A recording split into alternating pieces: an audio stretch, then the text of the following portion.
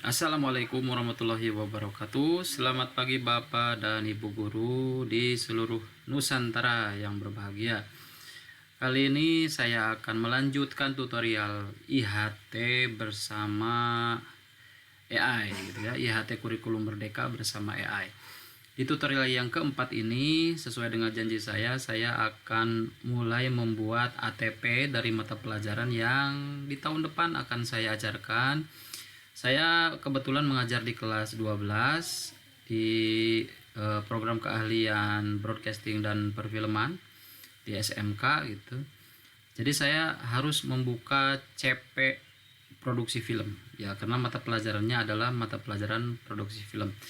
Yang pertama harus disiapkan adalah tentunya ini chat open ai.com-nya ya. Ini nanti akan sangat membantu sekali pekerjaan kita Bapak Ibu supaya lebih cepat gitu ya. Lalu selanjutnya yang harus disiapkan adalah belangko. Nah, ini belangko alur tujuan pembelajaran, di mana belangko ini ada 1 2 3 4 5 6 7 ya, 7 kolom. Dari mulai nomor, elemen, capaian pembelajaran, tujuan pembelajaran, indikator tujuan pembelajaran, jumlah jam, jumlah pelajaran, dan alur gitu. Nah, yang pertama kita akan melihat dulu CP-nya. Nah, ini saya sudah punya CP-nya. Nah, ini CP saya. Produksi film fase F ya. Jadi ini untuk kelas 11 dan kelas 12 ya. Atau kelas 2 dan kelas 3 di SMK. Kalau dilihat ini elemennya ada 1 2 3 4 5 6 ya. Ada 6 elemen. Oke, kita scroll ke bawah, kita cari yang kolom ini. Nah, capaian pembelajaran setiap fase elemen ya. Nah, ini elemennya dan ini capaian pembelajarannya. Sebenarnya untuk analisis CP ini sudah dilakukan di tahun kemarin oleh rekan-rekan guru yang lain, tapi saya akan membuat kembali ATP yang tahun ini gitu ya, dari semua elemen yang ada di sini. Oke. Ini CP-nya sudah disiapkan, tinggal kita lihat lagi ke belangko ATP-nya ya. Saya berikan nomor 1 di sini. Untuk elemennya saya akan coba yang elemen pertama ini di copy paste saja. Elemen manajemen produksi film. Gitu. Jadi untuk copy paste Bapak dan Ibu, ini pastenya jangan langsung Ctrl V karena takutnya formatnya ke bawah gitu. Jadi jenis hurufnya nanti akan menyesuaikan dengan PDF. Harusnya klik kanan dan ini keep text only gitu ya. Oke, selanjutnya capaian pembelajarannya juga sama, tinggal copas saja, copy. Lalu ini klik kanan, text only. Nah, ini kurang rapih ya. Ini terlalu terlalu lebar. Ini saya akan rapikan lagi. Cukup segi seperti ini. Nah, ini juga saya akan hilangkan spasinya. Memang ini kalau hasil copy paste dari PDF suka seperti ini ya. Jadi pekerjaannya nambah untuk rapi-rapi. Oke, nggak apa-apa lah.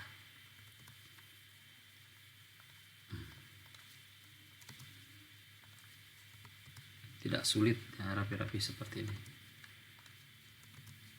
Oke, seperti ini.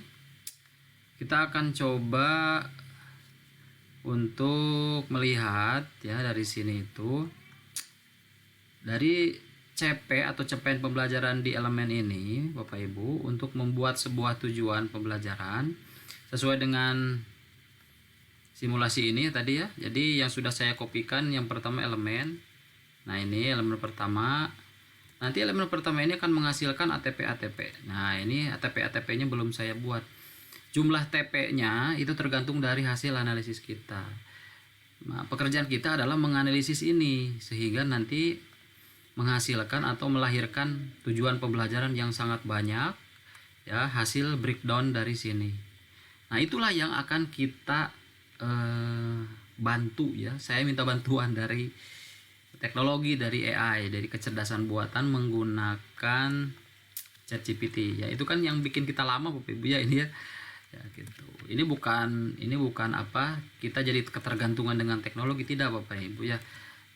Karena sebenarnya kita juga bisa ya satu persatu dari sini dilihat satu persatu. Yang penting nanti setelah tujuan pembelajarannya jadi ya, supaya kita tidak kehilangan kompetensi kita sebagai guru untuk menganalisis sebuah CP, tentu saja dilihat satu persatu apakah TP itu nanti masih bisa dilaksanakan oleh anak-anak kita atau tidak gitu. Jadi jangan copas-copas ketiplak-ketiplak seperti itu. Tetap harus kita analisis ya, walaupun memang kalau dengan bantuan AI dari segi analisisnya kita tidak terlalu dari nol gitu ya, kita dibantu oleh teknologi.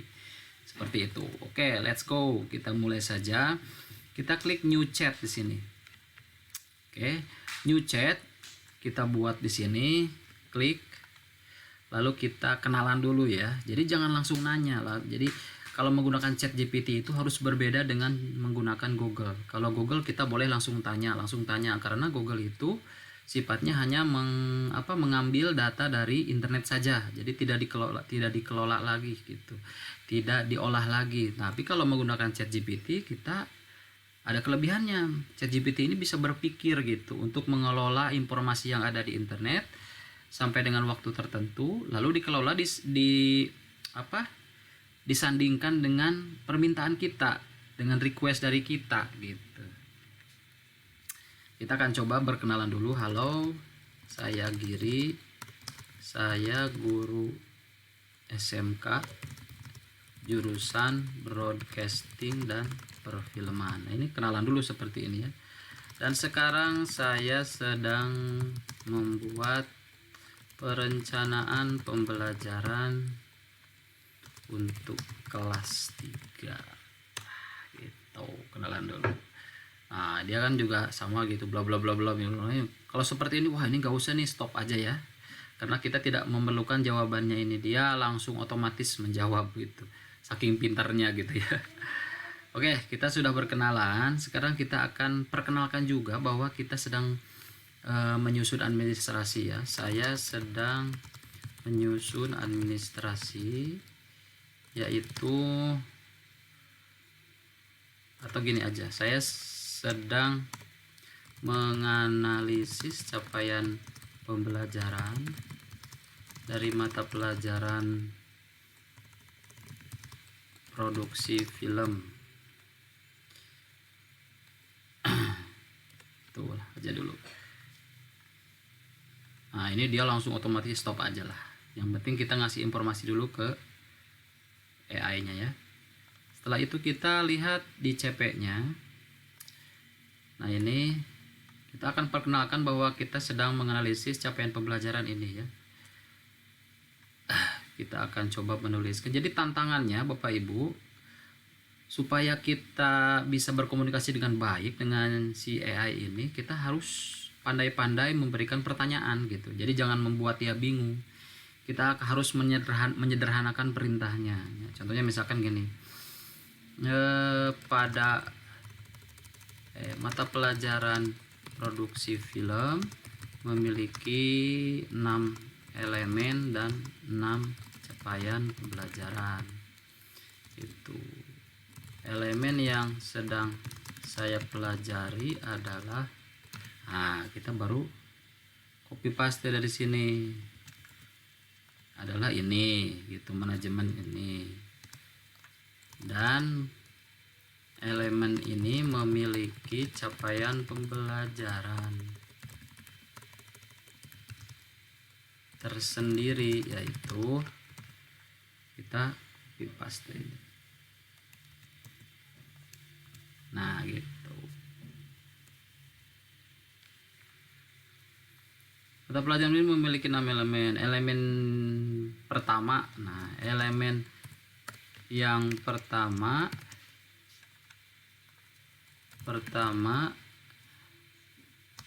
yang sedang saya pelajari, ini hapus aja lah. Elemen pertama adalah, nah gini, mata pelajaran produksi film memiliki 6 elemen dan 6 capaian pembelajaran. Elemen yang pertama adalah, jadi harus disebutkan bahwa ini itu elemen yang pertama. Nanti kita sampaikan juga elemen yang kedua, elemen yang ketiga gitu.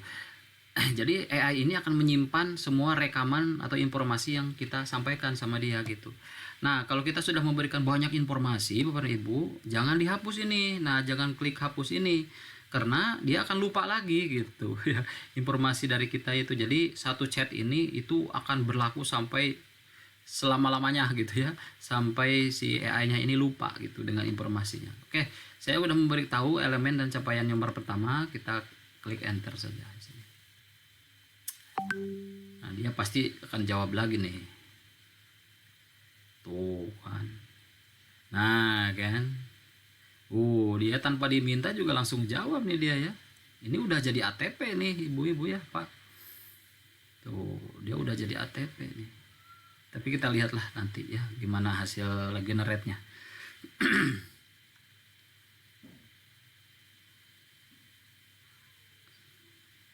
Tuh, malah kita yang digurui ya. Untuk menganalisis capaian mempelajari, Anda dapat menggunakan metode penilaian yang sesuai seperti ujian tertulis, ujian praktik gitu ya. Jadi katanya untuk menganalisis capaian pembelajaran ini Anda harus menganalisis gitu, apakah mau dengan praktik atau dengan teori gitu. Tapi lah kita jangan sampai sedetail itu ya. Kita akan coba lihat di sini menganalisis prosedur tahapan produksi organisasi produksi ide dan kreativitas. Ini ATP yang pertama. Dia tanpa diminta ini, saya juga belum meminta ke AI-nya harus menuliskan deskripsi seperti ini atau tujuan pembelajaran seperti ini. Ini kan hasil breakdown dari ini kan, gitu. Padahal saya belum minta. Oke, saya mintalah ya. Buatkan ini aja lah. Kompetensi apa saja yang didapat dari capaian pembelajaran nomor 1.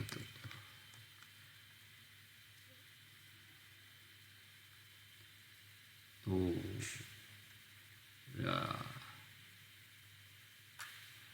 ini kompetensinya. Langsung dia jawab ya. Nah, ini ada 5 kompetensi. Analisis prosedur tahap produksi siswa dapat memahami. Nah, ini kan siswa dapat memahami. Ini kan tujuan pembelajaran. Siswa dapat menganalisis gitu. Siswa dapat mempelajari menganalisis sumber daya. Ini udah tinggal copy paste aja ini ya. Gitu. Misalkan kita ini kayaknya 5 kurang deh. Kita tambah, misalkan kita bisa minta ya. Apakah bisa ditambah 2 poin lagi? Gitu ya. Ini jadi malas-malasan ini, malas mikir kalau kayak gitu. Tentu katanya dia bisa mikirin ya. Nah, ini dia nambah lagi 2 poin nih, analisis ide dan kreativitas. Siswa dapat menganalisis ide dan analisis produksi gitu ya. Produksi, siswa dapat menganalisis produksi terkait dengan produksi, praproduksi, pasca produksi dan produksi. Ini udah enak banget ini. Jadi ada 7 kan. Nah, ini kan 2 ya, ini 5. Coba kita suruh dia menggabungkan. Gabungkan semua kompetensinya. Nah, dia kita nyuruh kan. Dia tahu, padahal saya nyuruhnya cuma seperti itu kan. Tuh, 1, jadi sekarang 8 harusnya. Oh, jadi 9 ya. Oh, jadi 11. Ya, dia gagal fokus kayaknya ini. Tapi kita bacalah. Menganalisis prosedur ini udah bagus, ini tuh udah 11. Melaksanakan prosedur kesehatan, keselamatan kerja, memahami prosedur kerja, memahami dokumen praproduksi, memahami prosedur, melaksanakan prosedur. Aduh, ini ada gangguan, maaf ya. Nah, oke, lanjut kita lihat ya. Nah, ini berarti ada 11 kompetensi ya, atau 11 tujuan pembelajaran lah ya. Oke, kita akan langsung perintahkan di sini. Dari capaian pembelajaran nomor 1, coba buatkan 10 tujuan pembelajaran dari mulai yang paling mudah sampai paling rumit. Dari capaian pembelajaran 1, coba buatkan 10 tujuan pembelajaran coba analisis dan buatkan 10 tujuan pembelajaran. Dari mulai yang paling mudah kita coba ya, gimana jadinya. Ini jadi ini ya. Ini langsung jadi Bapak Ibu ya. Kan 10 kan? Nah, oke, kita copas. Kita copas 10. Oke. Ini baru elemen pertama Bapak Ibu ya. Kita klik kanan, paste. Waduh. Oh, ini angkanya belum ya. Kita coba. Nah, udah jadi. Tentu, nah ini hapus saja ini. Hapus.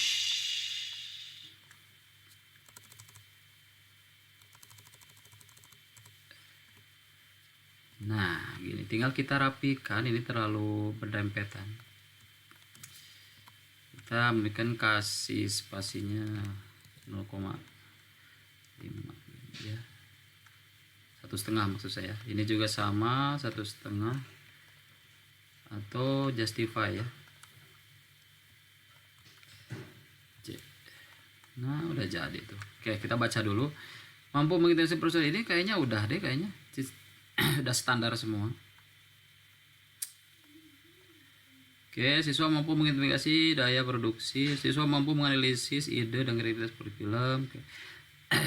Nah, ini masalahnya Bapak Ibu ya. Harus dipecah ini. Kayak di split. Oke, kita coba split ya. Oh, ini saya salah kayaknya. Jangan langsung di copy semuanya. Nah, ini harus di split dulu jadi 10 rows. Ya, kita coba view layoutnya, tabel. Kita akan split di sini. Oh, tabel painter aja lah kayaknya. Layout. Nah, ini split table. Oh, ini salah. Oh, split cell. Jadi kolomnya tetap 1, ininya 10. Ya. Barisnya 10, kolomnya tetap 1. Jadi 10. Jadi maksudnya satu capaian pembelajaran nanti ada 10 tujuan pembelajaran. Kita coba copy paste ya. Oke, saya akan skip lah biar nanti. Oke, saya sudah copy paste Bapak Ibu ya. Ada 10 tujuan pembelajaran di sini. Di mana satu tujuan pembelajaran ini kita akan breakdown lagi menjadi beberapa indikator tujuan pembelajaran ya, seperti di sini nih.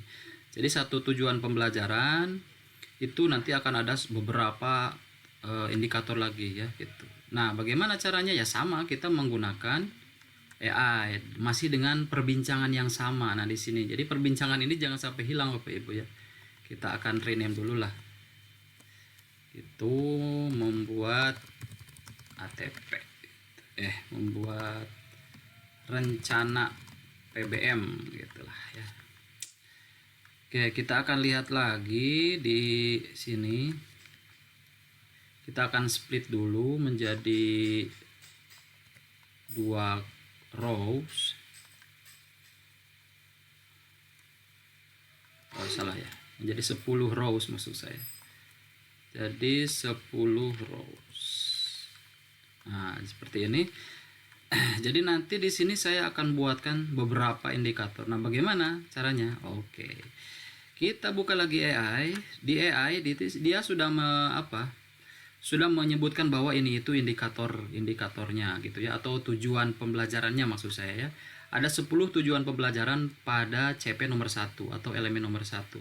Kita akan tanyakan lagi ya tentang tujuan pembelajaran nomor 1-nya dulu ya.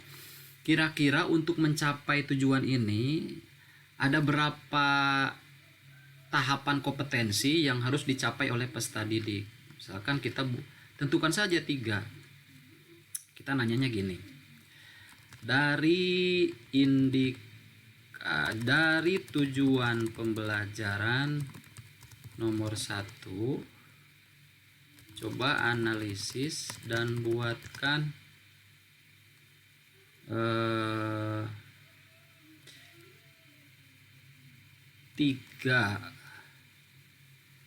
saja ya, boleh 4 lah. Buatkan 4 kompetensi, bukan 4 indikator ya, indikator tujuan pembelajaran dari mulai yang paling mudah sampai paling rumit, sehingga kalau 4 indikator ini dikuasai siswa, maka tujuan pembelajaran itu sudah tercapai ya, gitu ya. Tentu katanya ya, 1, 2, 3. Wah, ini kok jadi begini ya? Kita coba cek tadi ya.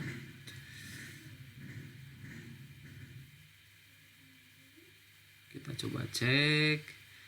Siswa dapat mengikuti tahapan produksi. Oh, ini ya. Menyebutkan tahapan betul. Oh, ini udah masuk ke RPP ini. Ya. Ini udah masuk ke modul malah ya. Jadi kita hanya ambil yang ininya saja nih. Siswa dapat mengidentifikasi. Wah, ini udah cerdas banget ini ya. Saya tinggal kopas aja di sini. 1 yang ini. 1. Lalu 2 yang ini saja. Lalu 3 yang ini saja.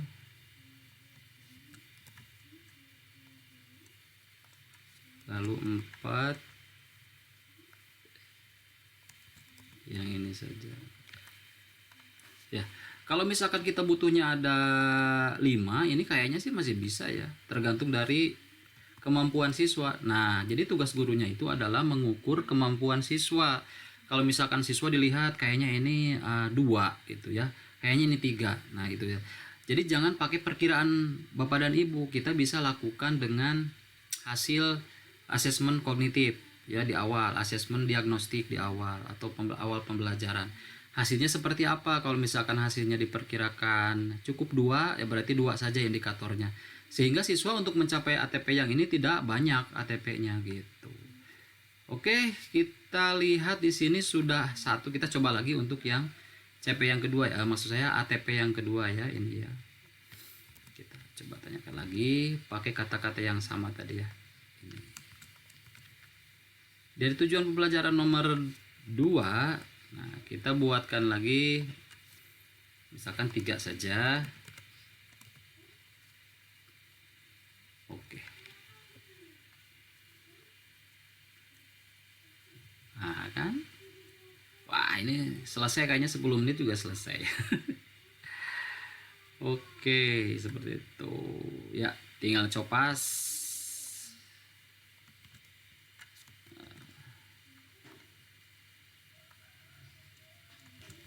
Copas ke sini.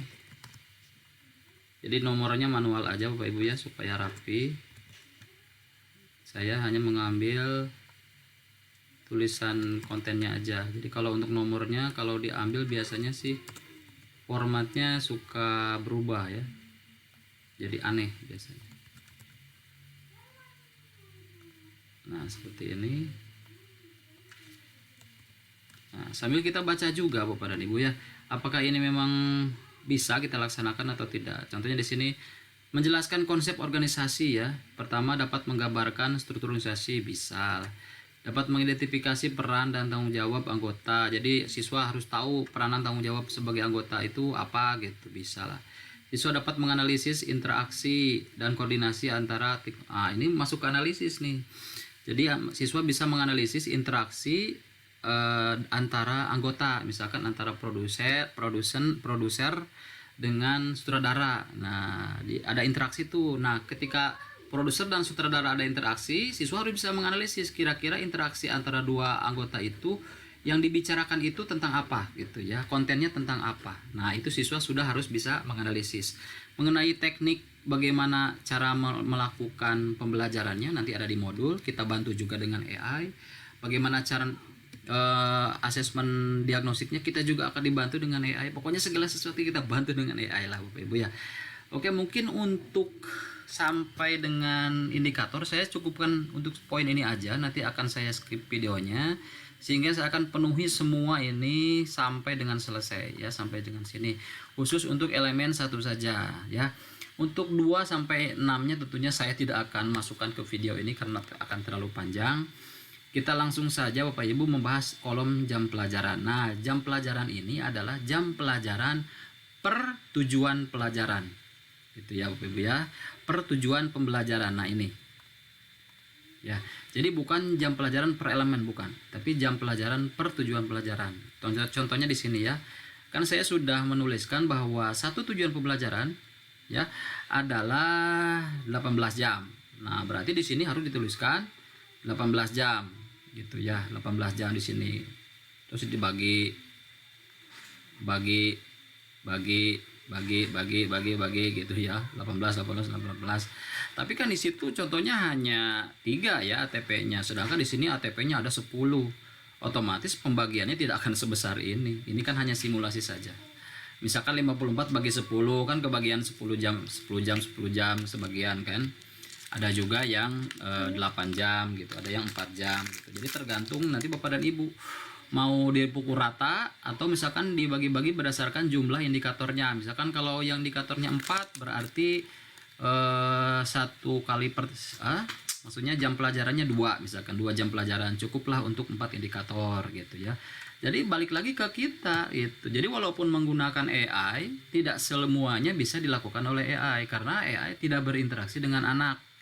Yang berinteraksi dengan anak adalah kita sebagai guru, sehingga gurulah yang harus paham menentukan atau memerlukan kebijakan sebagai guru itu menentukan ini salah satunya, menentukan jam pelajaran mau berapa persen gitu, bagaimana cara memutuskannya itu adalah guru. Jadi kompetensi guru tetap harus ada gitu, tidak bisa hilang gara-gara AI gitu ya. Nah, saya akan rapikan dulu ya Bapak Ibu ya. Jadi jangan menganggap bahwa ini kalau bahasa Sunda ini pengedulan gitu ya, jadi malas-malasan pakai AI aja semuanya, tidak ya, karena ini hal-hal yang dibantu oleh AI sebenarnya bisa kita lakukan juga, hanya saja karena ini memakan waktu yang lama dan memerlukan pengetahuan yang mendalam tentang keilmuan ini. Tentunya kan kita tidak selalu tahu ya ilmu yang terbaru seperti apa. Kalau kita mengandalkan diri sendiri itu mau jadinya sampai kapan? Kita tidak bisa mengajar ke siswa kalau kitanya juga tidak pede, tidak memiliki materi kan. Nah, dengan bantuan AI kita dibantu materi apa aja nih yang dapat menjadi inspirasi dan ide-ide bagi kita sebagai guru. Nah, pekerjaan kita adalah menganalisis antara ide yang diberikan sama AI dengan kebutuhan yang diharapkan oleh siswa. Jadi kita padukan gitu, padu-padankan jadilah sebuah analisis tujuan pembelajaran gitu atau alur tujuan pembelajaran. Nah, kita akan coba ini karena tujuan pembelajarannya ada 10, maka kita split lagi satu kolomnya 10 rows. Nah, supaya pas kan seperti ini. Lalu alurnya juga sama. Alurnya kita split lagi 10. Nah, ini jam pelajarannya di sini karena saya itu mengajar kelas 12 itu ada di sini kan fasenya fase F. Artinya CP ini untuk kelas 11 dan 12. Itu ya. Jadi bukan hanya kelas 12 saja. Anggaplah ini dibagi 2. Nah, ini kan CP-nya ada 6. Saya ngajar kelas 12 berarti CP-nya tinggal 3 lah ya. Kalau dilihat dari kurikulum di sini kelas 3. Nah, ini kelas 3 ya. Saya mengajar konsentrasi keahlian itu 396 jam. Jadi kalau 396 jam itu dibagi 36 pertemuan, oke, saya akan buka. Saya sudah membuat cara perhitungannya, Bapak Ibu ya. Oke, cara perhitungannya seperti ini. Nah, ini jumlah elemennya ada 3, jumlah jam setahunnya 356 jam, jumlah per minggunya 36 jam, jumlah minggu efektif maksud saya 36 minggu, jumlah jam per elemennya adalah 132 jam. Berarti satu ya, jumlah jam. Nah, di sini jumlah jam per TP gitu. Jumlah jam per tujuan pelajarannya adalah 13 jam,2 lah gitu. 13 jaman lah. Jadi satu ATP-nya itu harus 13 jam di sini ya, berdua ini kan gurunya misalkan atau bertiga. Karena kebetulan yang mengajarnya bukan hanya saya saja. Kebetulan yang mengajarnya saya dengan Pak Erik kalau tidak salah. Oke, kita buka lagi yang tadi. Jadi satu ATP-nya itu anggaplah rata 13 semua ya. Salah. Maaf. Di sini ya. Nah, ini kalau asumsinya rata, semua ATP bebannya sama. Ya. Tapi kan tidak mungkin seperti ini ya. Masa yang indikatornya 3 dengan indikatornya 4 sama gitu kan. Nah, ini nanti dianalisis lagi oleh Bapak dan Ibu sehingga nanti akan adil gitu. Ini hanya contoh saja. Kayak bagaimana dengan alur? Jadi alur ini Bapak dan Ibu, ini adalah analisis dari tujuan ini. Kalau kita lihat dari mulai ATP 1, TP1 sampai dengan TP10, ini kan sudah terurut. Karena kita mintanya ke AI tadi sudah diurutkan dari mulai yang mudah sampai dengan yang sulit. Nah, ini kan sudah saya beritanya dari mulai yang mudah sampai dengan paling rumit gitu. Jadi ini sudah terurut. Jadi kita gampang tinggal di tuliskan saja ini 1, 2, 3, 4, 5, 6, 7, 8, 9, 10. Nah, nanti untuk elemen kedua melanjutkan dari sini gitu ya. Atau misalkan ternyata elemen kedua itu lebih mudah ternyata daripada manajemen produksi, berarti alurnya menyesuaikan dengan elemen kedua. Ternyata elemen kedua dapatnya nomor 1, nggak apa-apa, berarti ini tinggal melanjutkan ATP dari elemen yang kedua gitu. Contohnya misalkan elemen yang kedua kan ini nah, tata kamera dan tata cahaya film. Ternyata setelah dianalisis oleh Bapak Ibu, ini itu lebih mudah ya. Kan ada alat, kan gampang. Kalau anak-anak itu kan suka ya kalau bentuknya ada alat. Ini kan abstrak ya. Oh maaf. Nah, ini kan abstrak ya. Manajemen produksi film itu abstrak. Jadi tidak ada barang yang dioprek gitu. Kalau misalkan pengenalan tata kamera itu ada kamera, ada lampu gitu, ada tripod. Anak-anak lebih suka, dan menurut Bapak Ibu ini lebih mudah. Nah, nanti Bapak Ibu breakdown lagi sampai menghasilkan tujuan pembelajaran dan indikator. Kalau sudah, nanti Bapak dan Ibu urutkan ya. Nanti dari mulai elemen ketiga dulu, nomor 1-nya ini. Nah, baru nanti ke elemen yang ini. Misalkan ini mulainya nomor 20. Nanti 21, 22, 23 gitu Bapak Ibu ya. Jadi begitu cara mengurutkan alur tujuan pembelajaran. Jadi tidak selalu elemen yang pertama itu lebih mudah dibandingkan dengan elemen kedua dan ketiga dan keempat dan selanjutnya. Bisa jadi elemen yang paling terakhir itu lebih mudah untuk diserap oleh siswa gitu. Artinya elemen terakhir itu urutannya nomor pertama. Jadi yang disampaikan ke anak-anak itu adalah elemen nomor 5 dulu. Nggak apa-apa, silahkan Bapak Ibu ya. Di sini yang disebut dengan kemerdekaan dalam mengajarnya itu di sini Bapak Ibu ya.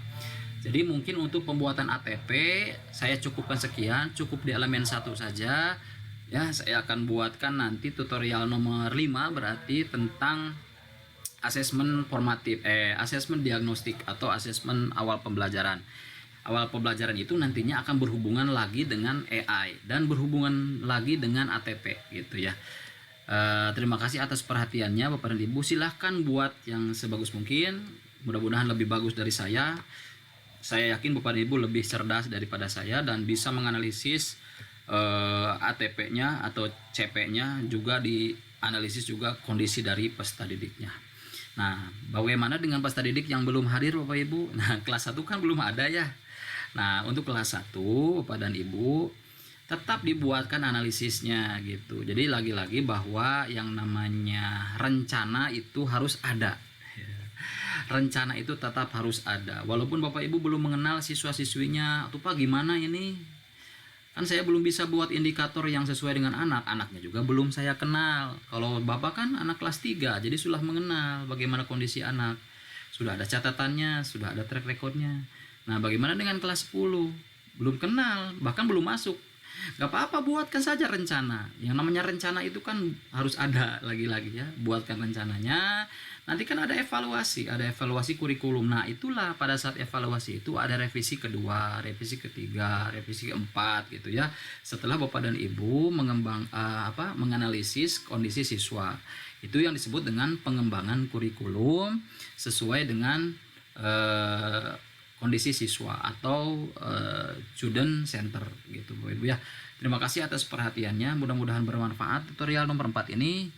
Selamat berjumpa kembali di tutorial nomor 5. Assalamualaikum warahmatullahi wabarakatuh.